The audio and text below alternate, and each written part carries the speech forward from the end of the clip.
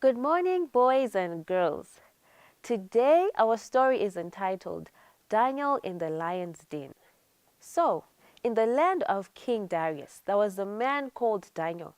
Daniel was a very obedient man. The king enjoyed his company because Daniel was very hardworking. Everything that the king instructed Daniel to do, he would do.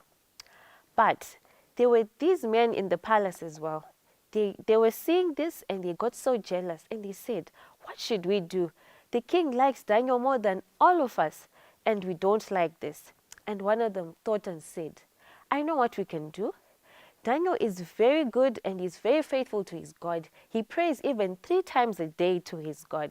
What we should do then is that we should make sure everyone prays and worships to the king. And like that, if he doesn't do that, then we're going to throw him into the lion's den. And they all agreed to do this. And they went to the king. They told the king, King, you are the best man in this land. You are a wonderful king. And we want everyone to worship you. And anyone who doesn't worship you will be thrown in the lion's den. And the king said, that's a very brilliant idea. But first, let me ask Daniel. And they said, no worries, king. We spoke to Daniel. We spoke to everyone in the palace and they know this. And the king said, it's okay. Let's go on with this decree. And you know what? Daniel didn't know anything about all this that was planned. And these men were so happy because they knew that Daniel was going to be thrown into the lion's den. So they sent one of the guards to him and Daniel was praying. He was praying to his God. And then they said, come here, we are going with you to the king. You are disobeying the Lord's command. And Daniel said, what do you mean? I don't know what you're talking about. And they said, don't you know, have you not heard that everyone is now supposed to worship and pray only to King Darius? And he said, oh, I didn't know that. But anyway, let's go. You can go ahead and sue me. They went with him to the king and they said, King, look at Daniel. He was disobeying what you have agreed to, what you have commanded us to do. And the king then realized that, Daniel didn't know anything about this. But it was too late for him to change anything. And he said, it's okay. Let's go on and throw him into the den. But he was heartbroken because he knew that Daniel was a very good man. And then they threw him into the lion's den. And then the king could not sleep. And he was thinking, so this is the end of Daniel. He was going to be eaten by all those big lions. The king struggled to sleep that day. The next morning, first thing in the morning, he ran to the lion's den and he called out, Daniel, are you there? Daniel, did your God save you? And you know what? Daniel answered and he said, yes, king, I am here. The Lord my God saved me. Throughout the whole night, there was an angel that was holding the lion's mouth and nothing happened to me. And he rejoiced and he was happy because he loved Daniel. Daniel was a good, obedient man. And then you know what he did? You know what the king did? The king said, call those men who had come up with that rule and I'm going to put them in the lion's den because these men were plotting against Daniel. And you know what we learn from this story, boys and girls? We learn that no matter what situation we're in, even if it seems like nothing is going to work out, we should know that we should trust in the Lord. So I want to leave you with a verse, boys and girls. Our verse is coming from Proverbs 3 verse 5, and it says, trust in the Lord with all your heart and lean not on your own understanding. So remember, boys and girls, no matter what happens in your life, trust in the Lord. Let me leave you with a prayer. Let's pray, boys and girls. Our Father in heaven, thank you for today. Thank you for the story that you've given to us. Help us, Lord, that whatever happens in our life, we learn to trust in you. In the mighty name of Jesus Christ, we pray. Amen. Goodbye, boys and girls.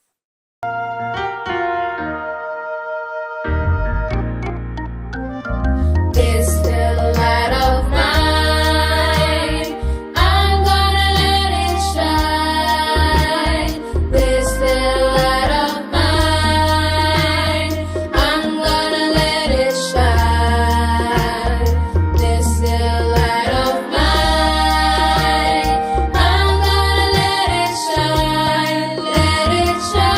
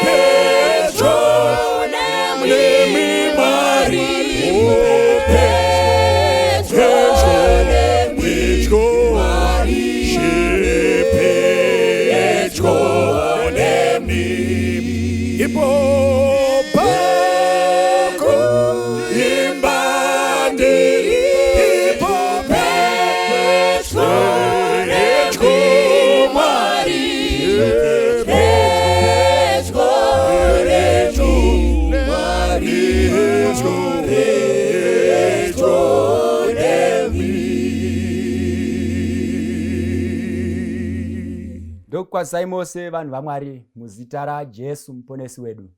Tinofara zvikuru kuva nenguva yekusangana pakudzidza shoko raMwari, Mwari vachitibatsira kuti tikure pakumuziva, pakumunzwisisa nepakurarama upenyu hwechiKristu. Tinotenda zvikuru nekuti rudo rwaMwari runogara nesu, utsvene hwake hunotinzvenzvera vose vakamugamuchira, akavapa simba rekuti vave vana vaMwari. Tiri vana vamambo, tinoimba tiri parwendo kana tikabvuma kumuteerera nekupinda paprogramu dzaMwari dzekurarama nekuparidza vhangeri, shoko youpenyu. Nhasi tinoda kudzidza nyaya inokosha ine musoro wenyaya unoti can we go to heaven by dying? Can we go to heaven by dying? Tinoenda here kudenga kana tafa? Pakufa kwedu tinonanga kupi? Tinoenda here kumusoro? Tinokwira here kudenga? Ndekupi kwatinoenda? Tinofara zvikuru nekuti takadzidza tikaona kuti Jehovha Mwari akaumba munhu neguruva revhu, akafuridzira mweya weupenyu mumhino dzake.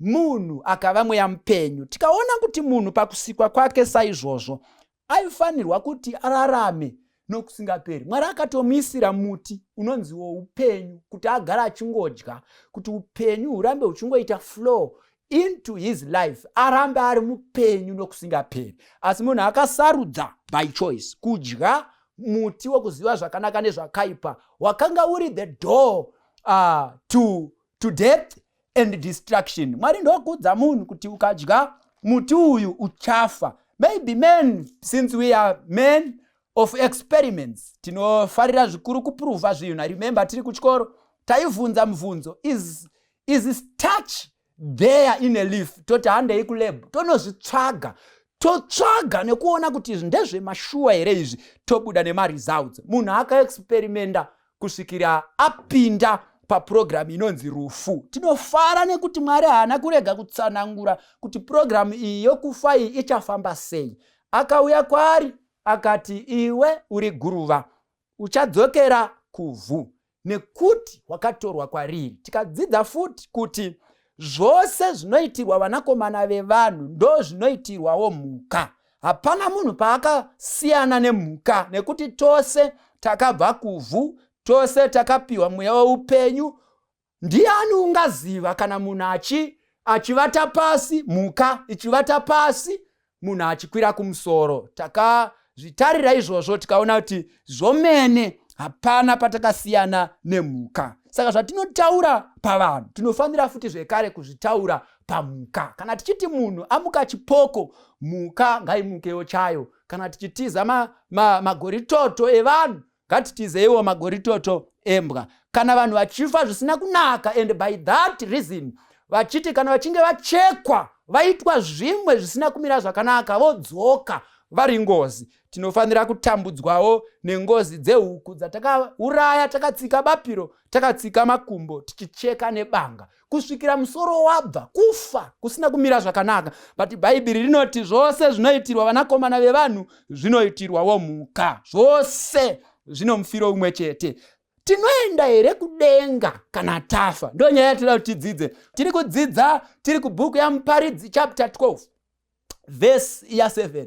Ivhesi yakajairika zvikuru, inoti guruva risati radzokera kuvhu sezvarakanga rakaita, uye mweya usati wadzokera kuna Mwari akaupa. Chirungu chinoti then dust shall return to the ground as it was, and the spirit shall return to God who gave it. The background yenyaya iyi muchaona kuti Muparidzi akanga achikurudzira vanhu kunamata, kumbopindawo chechi, kumboitawo zvinhu zvokumbomukirawo uchingonangawo kuprayer band. Zvinokosha paupenyu. Anoti rangarirawo musiki wako pamazuva oujaya hwako, uchine simba mukati menyama yako, makore ako achipo, pasati paitika zvakaipa, because uchasvikirwa nenguva guruva parichadzokera kuguruva sezvarakanga rakaita, mweya uchidzokerawo kuna Mwari akaupa. Nguva iyoyo haina matwe, nguva iyoyo haibviswa mupiro, nguva iyoyo haina kana chegumi chinobhadhagwa, chero wakabhadharirwa navapenyu kwaipegatori,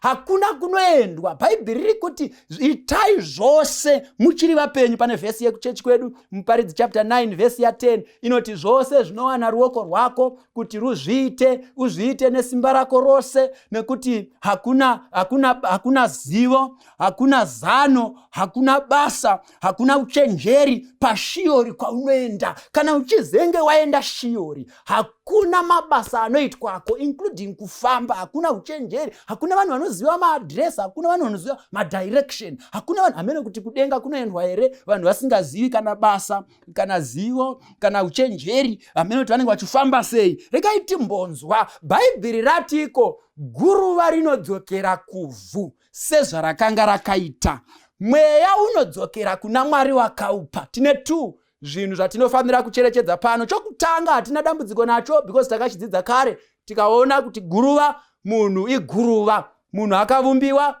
achibva pavhu, saka munhu anodzokera kuvhu. Chero nesuwo patinogara kumaraini kwedu hatina problem nekudzokera kweguruva kuvhu, ndosaka tiine makuva, vamwe tinoati marinda. Ndosaka tichiindisa vanhu kuGlen Forest, vamwe tinoendesa kumbudzi, vamwe tinoendesa kunana zororo. We understand that dota rinofana kudzokera kudota, guruva rinodzokera kuguruva. This we understand. Hatina problem nevanhu pakuvafushira kwedu.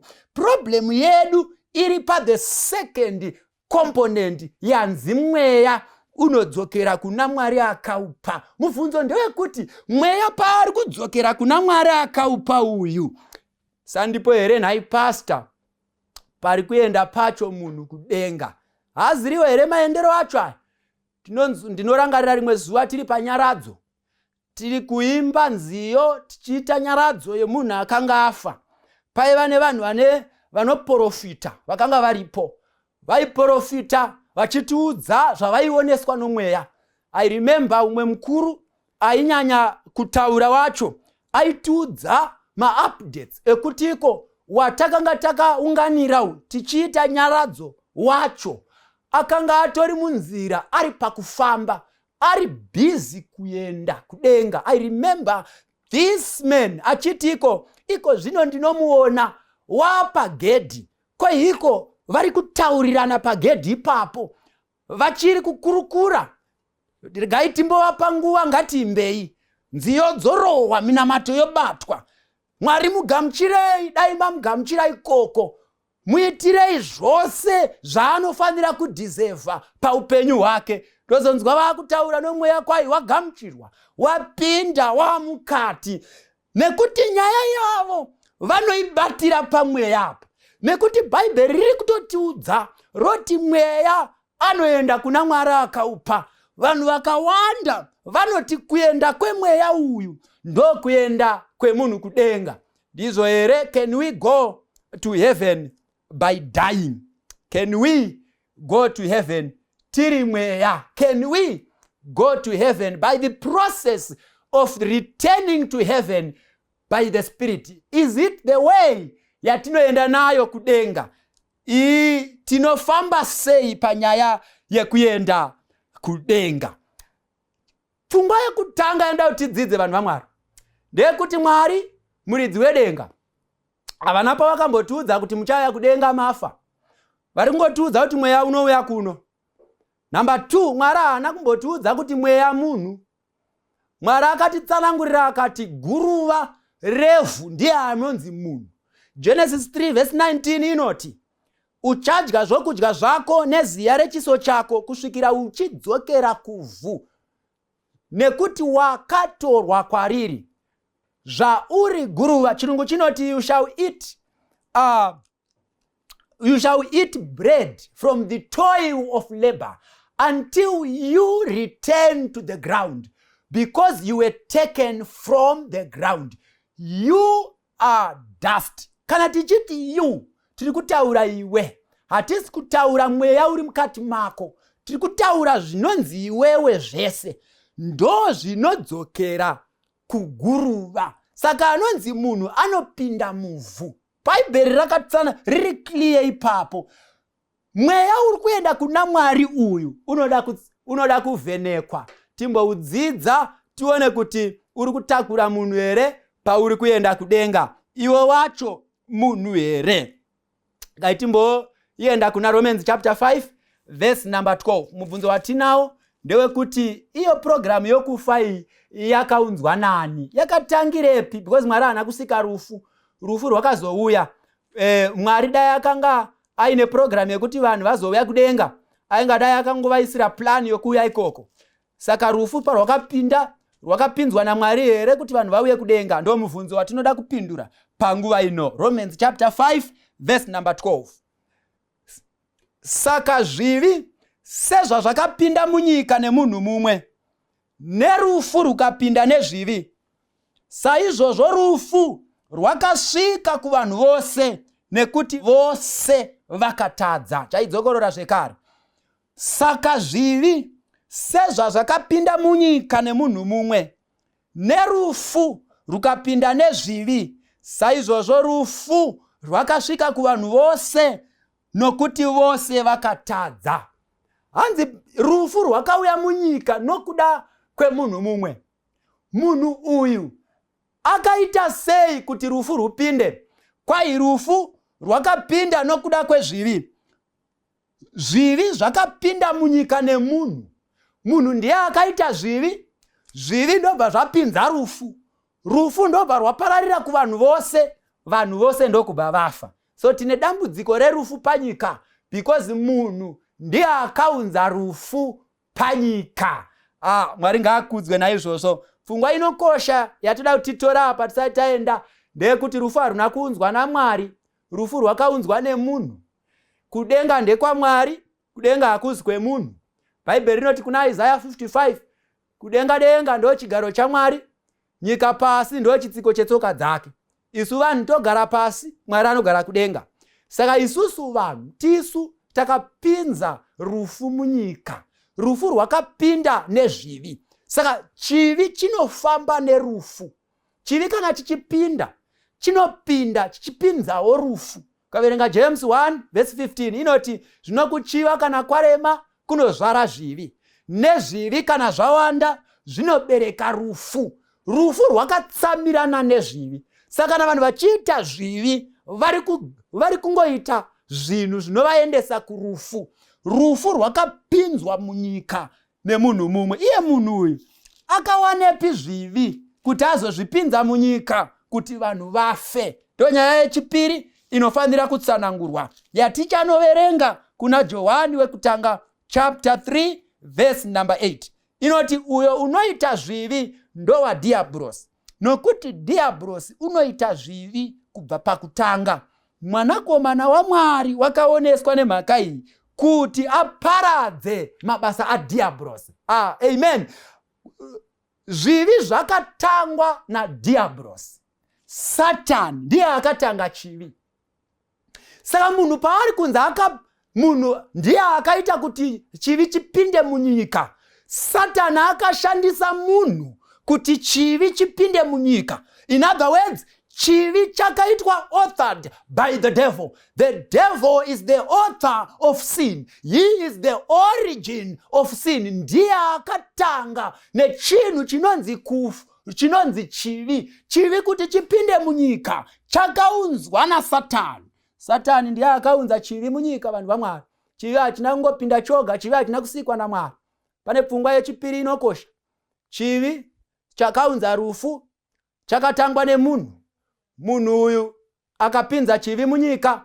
Chivi ichi chakagadzirwa naSatani. So Satan is the origin of sin. Saka na Satan ari ndiye origin of sin, zvinoreva futi zvekare kuti ndiye the author of death. Kana pasina Satan hapana rufu. Ndiyo mhaka nei Bhaibheri rati mwanakomana wemunhu akaonekwa nemhaka iyi kuti aparadze diablos. Jesus shall destroy the devil because he introduced destruction in the world. Saka anofanira kuparadzwa nezvaakaunza. Uye anonzi Satani uyu aimbogara kudenga, iri ngirozi yaMwari. Achigara ikoko, Isaiah chapter 14 verse 12 inotiudza kuti akawa kudenga. Inoti wawa sei uchibva kudenga iwe nyamasase? Wakandwa sei pasi iwe wokuwisira marudzi ose pasi? Iwe wakati ndichakwira kudenga, ndichazvienzanisa nawo kumusorosoro, ndichaisa chigaro changu kumusoro kwenyeredzi. Mwari vakamuderedza. So the devil is the author of sin.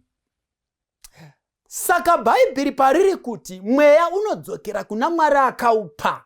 Patinotenda isu savanhu kuti kuenda kwemweya ndo kuenda kudenga. Teerera muteereri, Mwari atiitire zvakanaka. Rufu haruna kutangiwa naMwari, rufu rwakatangwa naSatani. Satani uyu akatanga rufu uyu akadzingwa kudenga. Haagareko, haatombodi kuonekwa ikoko.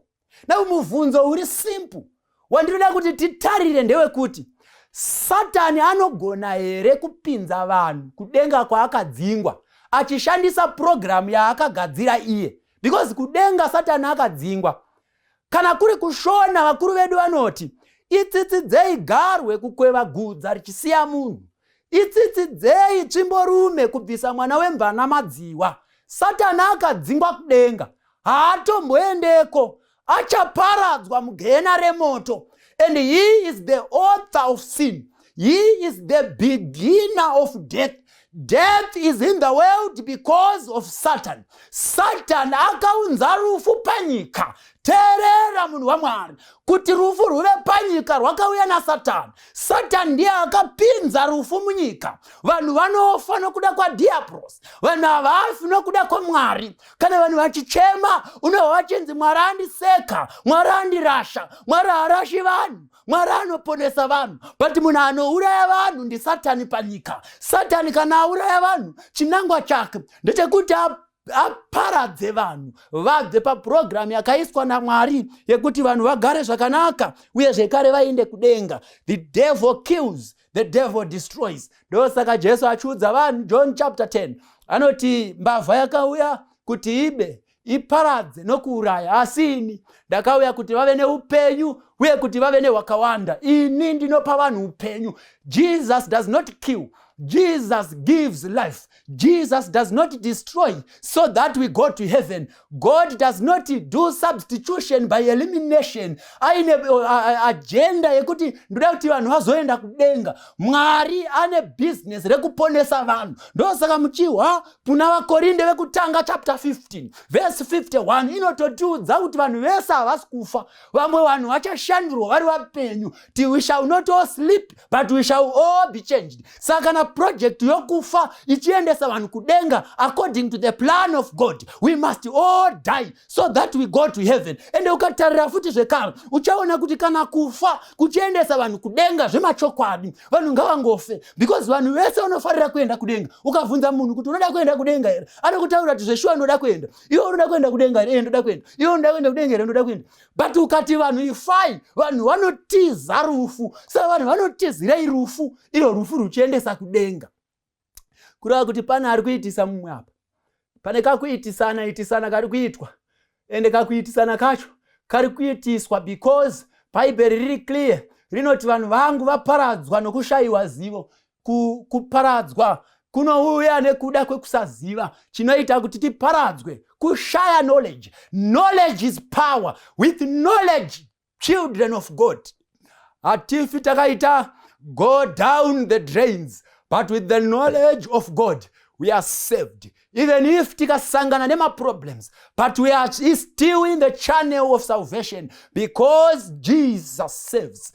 Davida unoti kunyange ndikafamba nomumupata wemumvuri werufu handityi, because he is with me. He saves. But the devil kills. Vanhu havaende kudenga nemusuwo unovhurwa na Satan. Nai vanhu vaMwari, kana vanhu vachienda kudenga pakufa, zvinoreva kuti musuwo wacho iwowo wakavhurwa na Satan, because Satan ndiye akadzingwa akaskotanga project inonzi kufa kuti vanhu vapinde kudenga nayo. Zvazvinoreva futi zvekare ndezvekuti Satan is the doorkeeper. Ndiye anochengetedza padoo iroro, ndiye anosarudza nguva yekupinza vanhu nenguva yekumira, ndiye anosarudza vekupinza nevekusapinza. Ichokwadi here kuti kudenga kwaMwari kunopindwa neprogramu ya Satan.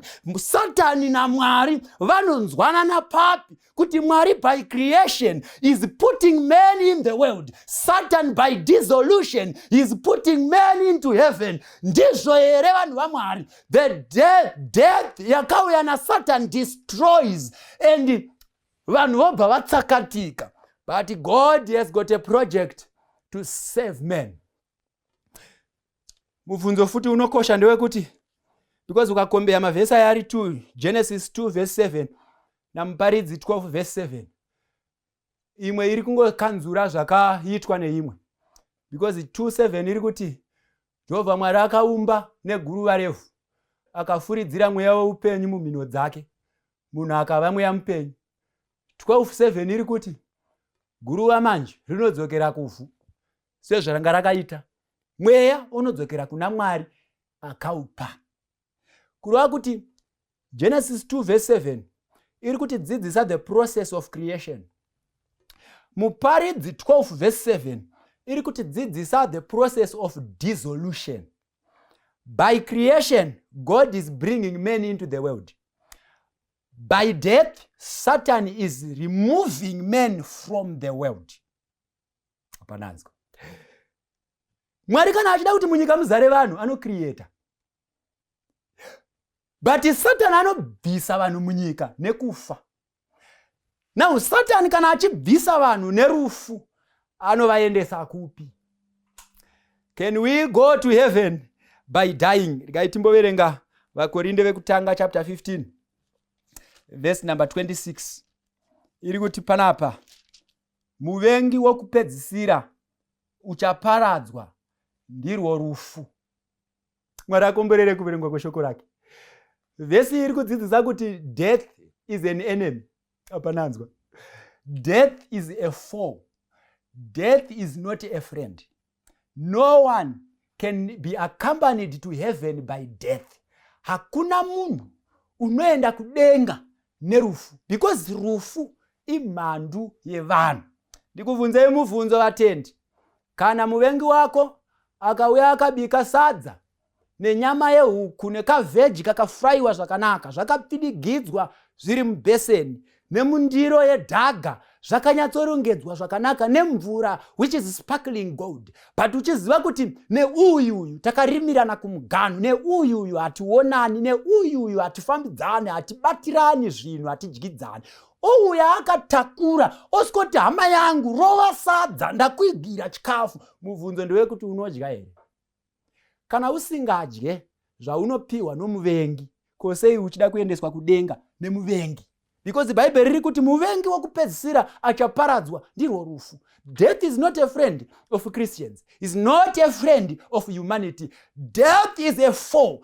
Death is an enemy. Rufu ndimadzongonyodze. Rufu haruendisi kudenga sanganzweni raMwari. Kana tingaenda kudenga, there must be another way. There must be another route. There must be another road. Not the way of death. Ndauya kuzokudzai vatendi kuti kudenga kana kungaendwa neimwe nzira. Hakungaendwe nenzira yokufa. Nekuti kufa kunounzwa nomuvengi. Death is an enemy and death must be destroyed. The other question I want to ask you, ndekuti kana rufu ruchipinza vanhu denga, ko sei Mwari ari kuti runofanira kuparadzwa? Why is God intending to destroy the pathway through which we enter heaven? Why? Why is God destroying the road? Mwari ari kuda kutigirai road kuigreda, kuisa mapotihole munzira yekudenga. Mwari ari kuda kubva kuivharirei nzira iyoyo, ari kuda kuibvisirei. Why is God going to remove the road?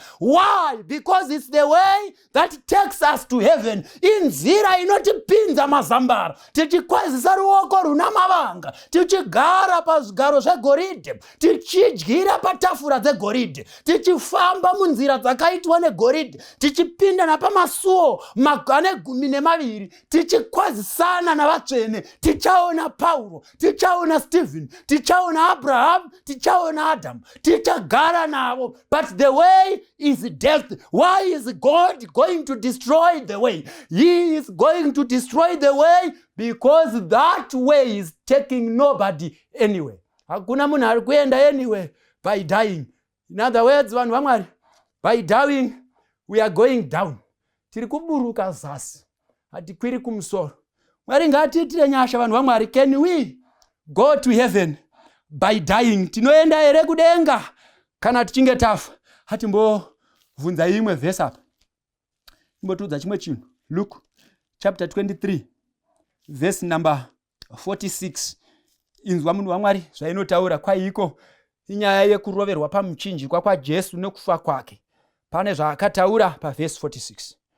Kwai zvino Jesu akadana nenzwi guru achiti, Baba, ndinoisa mweya wangu pamaoko enyu.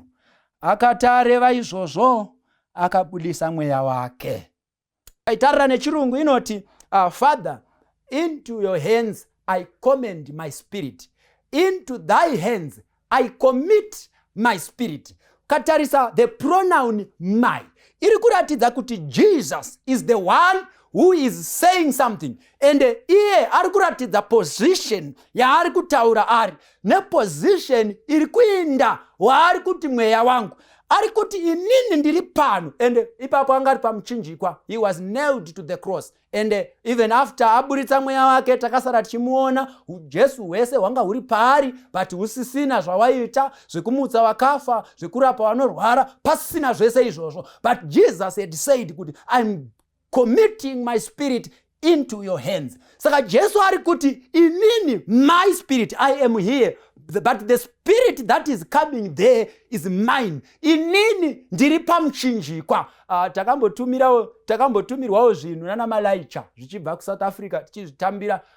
Dedi vanofona vobva vati ndaisa zvinhu pana Malaicha muzozvitambira ikoko. But zvinhu pazvinouya grocery hazviuyi nadedi, uye zvekare hazvizi dedi. pavanotosara vanosara kuSouth Africa ikoko vachitotarisira kuti zvinhu zvangu zvafamba here, zvasvika here, vanenge vachitofoona kuti manzwa here kuti malaicha ari papi, because the goods that are coming, they are coming from our Father, but they are not our Father. Patinozvigamuchira hatisi kugamuchira baba, tiri kugamuchira zvinhu zvauya nababa. Saka Jesu paakati ndinoisa mweya wangu mumaoko enyu, Mwari aisaisiwa Jesu naJesu mumaoko ake, aisiwa simba rairaramisa Jesu kuti aribate. Jesu ndobva sara ari pamuchinjikwa. So when Jesus commended his spirit to the Father, he remained. The spirit was not Jesus.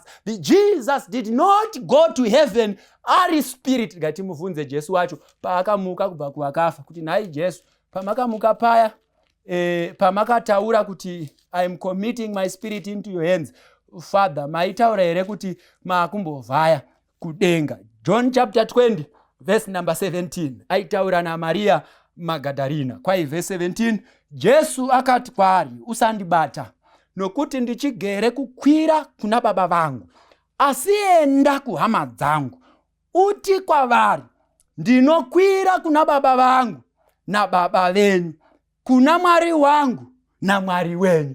Amuka kubva kuvakafa Jesu, akafa 3 days ago, and 3 days ago akatiudza kuti I am committing my spirit into the hands of the Father. Now he is resurrected from the dead. Akuti kuna Mary Magdalene, usandibata because handisati ndakwira kuna baba vangu. I am yet to ascend to the Father.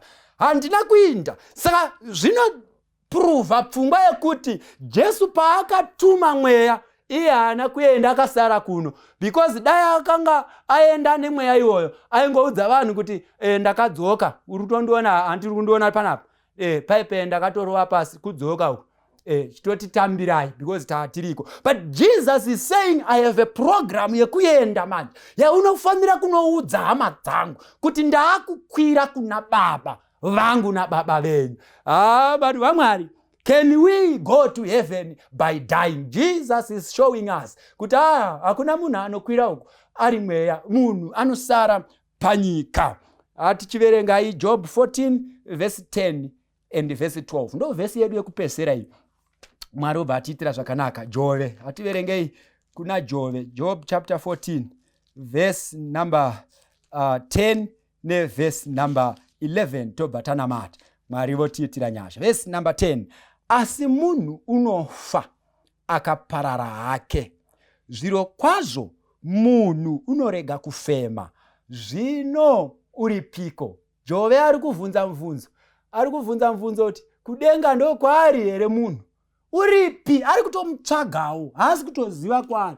Mwari ndiye akainspire kunyorwa kwevhesi achiudza Jove kuti imboudza vanhu pfungwa iyi, ndiri kutotsvagawo munhu amene ari kungonzi akauya kuno, vanhu vese vakafa, kwari kungonzi kwari kunoku, Mwari ndimi makamutora maanaye ikoko, indiri kutomutsvagawo. Chinyora vhesi udze vanhu umbovabvunza, pamwe vanoziva, ini handizive, vanhu varipi? Mwari ari kuti munhu chandoziva pamunhu ndechekuti unofa. Kana afa anoparara hake, kana afa anorega kufema. Zvino uripi? Ati pane kwaari ndo pandiri kutsvagawo ini. Mwari ari kutotestify kuti kudenga munhu hako. Tateguru venyu mudhara vakafa vaya, vamuri kuti tisvitseiwo kuna Zame, mozotisvitsirewo kuna Chikukwa, mozotisvitsirewo kuna Musika. Mwari ari kuti asvitse because ina handisi kumuona hako kuno. Teerera munhu waJesu, vanhu havaindi kudenga pavanofa. Mwari vari kuti munhu anofa akaparara hake, zviro kwazvo uripi? Verse number 12. Saizvozvo munhu unovata pasi akasamukazve, haazomukizve kusvikira denga rapera, havangamutswe pahove dzavo. Amen.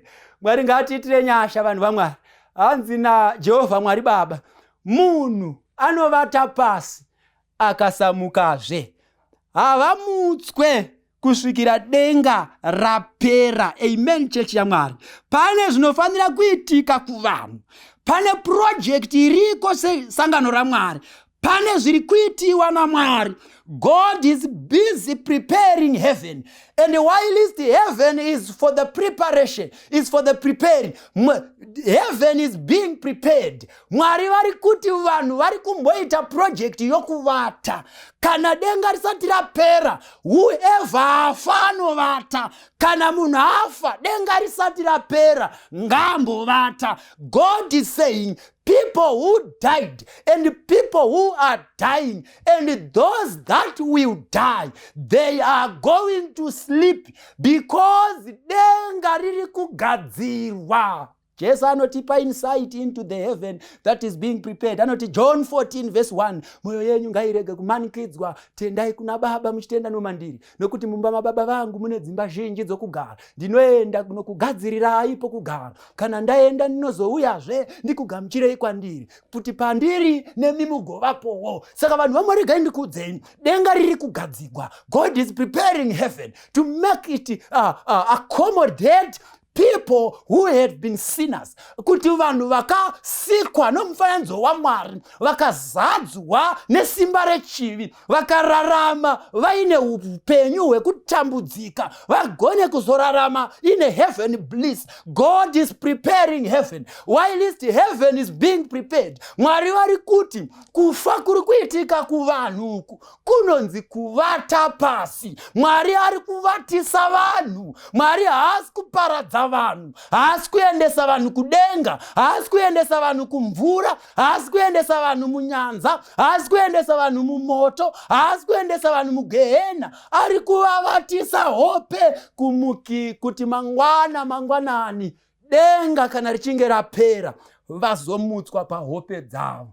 Teerera munhu waJesu, you need to sleep, because to sleep is to wait. Kumirira kupera kwedenga kureva kuti pane pfungwa yetinofanira kuzotsvaga kuti denga rinopera rini. Kana denga rapera, vanhu vachaenda rini? Ko vakavata vachamutswa sei? Iyi pfungwa inokosha yatinofanira kutarisa. Asi in the interim, bvuma kuvata. In conclusion, Mapisarema chapter 115 verse 16. Chinhu chimwe chete chinokosha pamberi paMwari ndirwo rufu rwavatsvene vake. Vatsvene vake vanokoshera Mwari. Chinoitisa vanhu vatsvene kuva naMwari mutsvene, ane utsvene, anopa vanhu utsvene. Kufamba naMwari uyu kunotiita kuti tive vatsvene. Kana tikavata pasi tiri vanhu vakadaro, tinokosha pamberi paMwari. Hapana munhu anoenda kudenga nhasi kana afa. We cannot go to heaven by an enemy. We cannot go to heaven by dying. Hatingapinzwi kudenga nemunhu akadzingwa ikoko, achitanga program yekupinza vanhu kudenga kwaakadzingwa, kwaasiri kuzodzokera. Tinoenda kudenga neprogram yaMwari. Bhaibheri riri kuti havamuki kusvika denga rapera. Chimbosiya denga riperezve. Mbomira kuparidza shudza vanhu kuti vanhu vari kuenda kudenga. Siya denga ripere, denga rizi rako, idenga raMwari. Mwari ndiye ari kugadzira denga kuti vanhu vaMwari vazouya kudenga. Iwe uri kutaura zvokuti vanhu vanoenda kudenga wakariona kudenga racho, pekuvisa pacho vanhu unapo here? Wakagadzira denga here? Imbosiya Mwari neprojekti dzake dzipere, Mwari azoita zvinhu zvake. But I want to pray with you kuti Mwari vatiitire nyasha. Titenge kuparidza mharidzo kwayo. Number 1, titenge kurarama tichitenda zvinhu kwazvo, uye tigamuchire Mwari uyu anotigadzirira denga kuti tizopinda mariri, kuti kana tamo tigofara naye tichigara upenyu husingapere mudenga raMwari panguva yakafanira. Kana uri munhu akadaro, uti Mwari ndoda a change of life, a change of belief, a change of thought. Nditange kuona zvinhu nenzira yenyu. Inyaya iyi ipinde mupfungwa dzangu. Kana ndakamboparidza mharidzo ndichiudza vanhu kuti vaenda kudenga, ndichidzokera kunovaudza kuti havana pavakaenda, vakavata pasi, but iko zvino ngatichiprepare. Ngatidzorei uso hwedu tinamate. Baba vari kudenga, toda kutendai nekuti utsvene hwenyu hunogara nekusingaperi. Tinotenda nezvokwadi yeshoko renyu. Vatsvene vose vanovata pasi, kusanganisira nevakaipa. Hakuna akaenda kudenga. Kudenga kwamuri hakuna vanhu vari pasi kumirira kuti denga renyu ripere. Chationa matiro weko zvino Mwari, tibatsirei tirarame novutsvene hwenyu. tirarame tichitenda musimba rinomutsa vakafa, simba raJesu anogara nekusingaperi. Jesu anotransforma upenyu. Jesu achatranslata vanhu kuti vazopinda into the heaven bliss. Thank you Father, because you are ready kutiita accommodate in heaven. Tinokutendai nezita ramambo Jesu tanamata. Amen. Hatinamu shapanyika, hatifari kuva pano zvinofadza mweya yedu kutsvaka musha unouya, kutsvaka musha unouya. Yesu hatinamu shapanyika, tinodamu shari kure sitarawo nizioni unopenya nguva dzese, unopenya nguva dzese. Mushahune runyararo vafambira chanzorora daindine mapapiro daiuya ndizorore, daiuya ndizorore. Mweya wangu chinyarara, Mwari anoziva nguva ndichaita kuda kwake, iye andipa zororo, iye andipa zororo.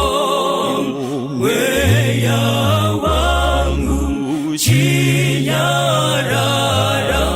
Mwari anoziva nguva ndichaita sekuda kwake, iye andipa zororo, iye andipa zororo, iye andipa zororo, iye andipa zororo, iye andipa zororo, iye andipa zororo. Unyekai singapere bonekutaje ora hauzo omokore hakuna usikora ware achapokota yemasodzi ora hawovese hakuna uchanero hakuna usikora